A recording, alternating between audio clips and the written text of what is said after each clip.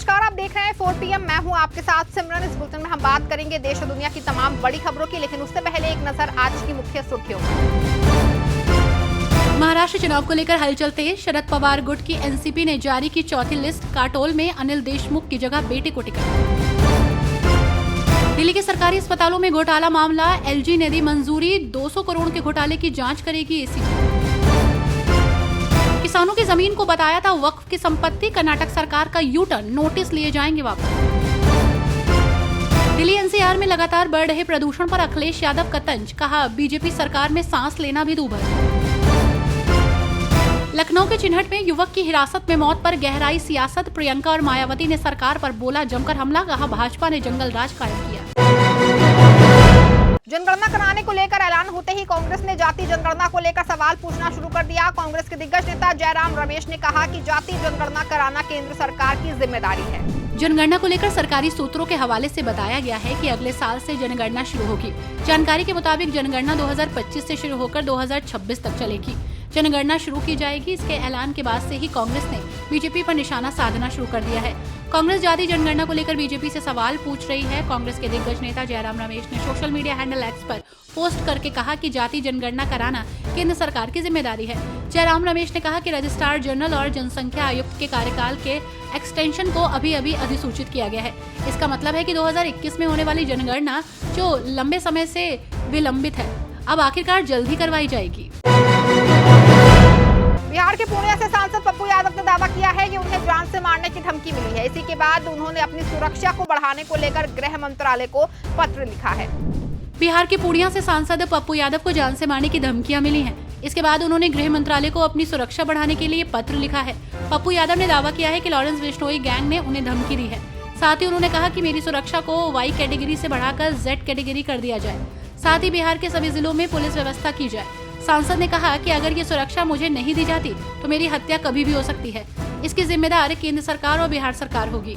पप्पू यादव ने गृह मंत्रालय को लिखे पत्र में कहा है कि मैं बिहार विधान सदस्य और 6 बार संसद सदस्य लोकसभा के रूप में निर्वाचित हुआ हूँ। इस दौरान मुझ पर और मेरे परिवार के सदस्यों पर हमला हुआ है। कई बार नेपाल के माओवादी संगठन सहित कई जातिवादी अपराधियों ने जानलेवा हमला किया है।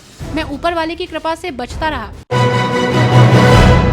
समाजवादी पार्टी के प्रमुख अखिलेश यादव की छोड़ी हुई सीट करहल पर इस वक्त यूपी उपचुनाव के दौरान सभी की नजरें टिकी हुई हैं। अखिलेश यादव के ट्रेंड को देखते तो उन्होंने अब तक 3 बार सीट छोड़ी है और एक ही बार पार्टी को उनकी छोड़ी हुई सीट पर जीत हासिल हुई। उत्तर प्रदेश के मैनपुरी जिले की करहल विधानसभा उपचुनाव पर सभी की निगाहें टिकी हैं। सपा प्रमुख अखिलेश यादव के इस्तीफे से खाली हुई करहल सीट पर मुलायम परिवार के 2 सियासी धुरंधरों के बीच मुकाबला है। सपा से तेज प्रताप यादव चुनावी मैदान में हैं, तो वहीं मुलायम सिंह यादव के पोते और बिहार के पूर्व सीएम लालू प्रसाद यादव के दामाद हैं। बीजेपी से अनुजेश प्रताप यादव ताल ठोक रहे हैं, जो मुलायम सिंह यादव के दामाद और सपा सांसद धर्मेंद्र यादव के सगे बहनोई हैं।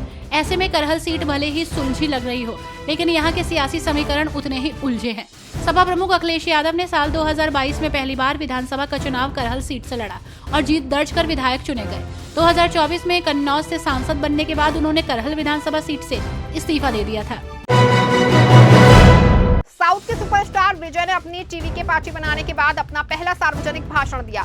उन्होंने कहा कि बांटने वाली राजनीति से देश को खराब करने वाले लोग टीवीके के प्रमुख वैचारिक दुश्मन हैं। उन्होंने कहा कि डीएमके के नेता जन विरोधी सरकार को द्रविड़ मॉडल सरकार कह रहे हैं। साउथ के सुपरस्टार विजय ने अपनी पार्टी 8 महीने पहले बनाई थी। उन्होंने पार्टी का नाम तमिलनाडु वेत्री कड़गम रखा है। राजनीति में उतरने के बाद अब विजय ने अपना रोड मैप जनता के सामने रख दिया। यही नहीं, उन्होंने बता दिया है कि सियासत में उनके कौन 2 दुश्मन होंगे जिनसे उन्हें लड़ाई लड़नी है।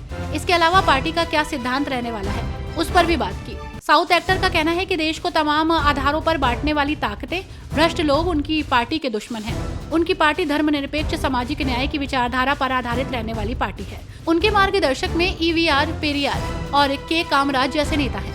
विजय ने डीएमके और स्टालिन परिवार पर निशाना साधा। उन्होंने कहा कि डीएमके के नेता जन विरोधी सरकार को द्रविड़ मॉडल सरकार कह रहे हैं। लोकसभा चुनाव में सुप्रिया सुले के खिलाफ पत्नी को मैदान में उतारने पर अजित पवार ने अपनी गलती मानते हुए कहा कि ये मेरी गलती थी। बारामती से एनसीपी उम्मीदवार अजित पवार ने 28 अक्टूबर को अपने दोबारा चुने जाने पर भरोसा जताया। उन्होंने सुप्रिया सुले के खिलाफ अपनी पत्नी को खड़ा करने की अपनी पिछली गलती भी स्वीकार की। उन्होंने कहा कि एनसीपी एसपी ने उनके खिलाफ योगेंद्र पवार को मैदान में उतारकर वही गलती की थी। मीडिया से बात करते हुए अजीत पवार ने कहा कि हर किसी को चुनाव लड़ने का अधिकार है। जब भी कोई उम्मीदवार मेरे खिलाफ खड़ा होता है तो मैं उन्हें एक मजबूत उम्मीदवार के रूप में लेता हूं और उसके अनुसार प्रचार करता हूं। इस बार भी बारामती के लोग मुझे चुनेंगे और मुझे उन पर विश्वास है। सुप्रिया सूले के खिलाफ अपनी पत्नी को मैदान में उतारना मेरी गलती थी और उन्हें ऐसी गलती नहीं करनी चाहिए थी।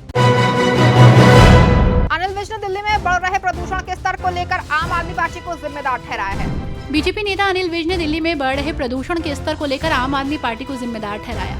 यहाँ आपको बता दें कि अनिल विज ने कहा कि आम आदमी पार्टी का ये चरित्र है कि कोई काम ना करो और दोषारोपण दूसरों पर करो।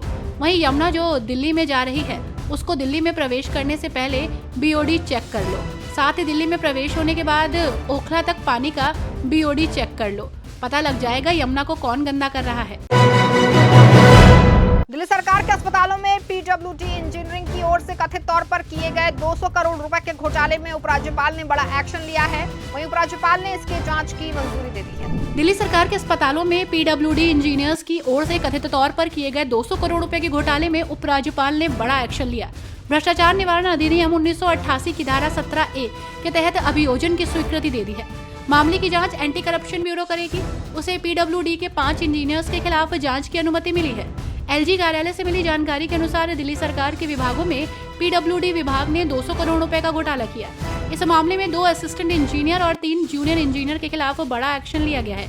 इसमें एई सुभाष चंद्र दास, एई सुभाष चंद्र, साथ ही जेई अभिनव, जेई रघुराज सोलंकी और जेई राजेश अग्रवाल के खिलाफ एफआईआर दर्ज की गई थी। शिवसेना प्रमुख और मुख्यमंत्री एकनाथ शिंदे ने कोपरी 5 पाखाड़ी सीट से नामांकन दाखिल किया। शक्ति प्रदर्शन के तौर पर बड़ी रैली निकाली गई। शिवसेना का दावा है कि शिंदे ही अगले सीएम होंगे। महाराष्ट्र विधानसभा चुनाव के लिए शिवसेना प्रमुख और मुख्यमंत्री एकनाथ शिंदे ने अपना नामांकन दाखिल कर दिया। कोपरी पचपाखाड़ी सीट से उम्मीदवार एकनाथ शिंदे ने पर्चा भर दिया। उनके साथ उनके परिजन और डिप्टी सीएम और बीजेपी नेता देवेंद्र फडणवीस भी मौजूद रहे। इसके बाद थाने में एकनाथ शिंदे का शिवसेना का शक्ति प्रदर्शन भी देखने को मिला। नामांकन स्थल पर सीएम एकनाथ शिंदे का समर्थन करने के लिए शिवसेना के कई नेता और कार्यकर्ता मौजूद रहे। नामांकन दाखिल करने के बाद शिवसेना की शक्ति प्रदर्शन के तौर पर बड़ी रैली निकाली गई। इस दौरान सीएम के नेता, विधायक और सांसद सभी मौजूद थे। इस बुलेटिन में फिलहाल बस इतना ही। ऐसी तमाम राजनीतिक खबरों के लिए बने रहें और जुड़े रहें 4PM के साथ। धन्यवाद।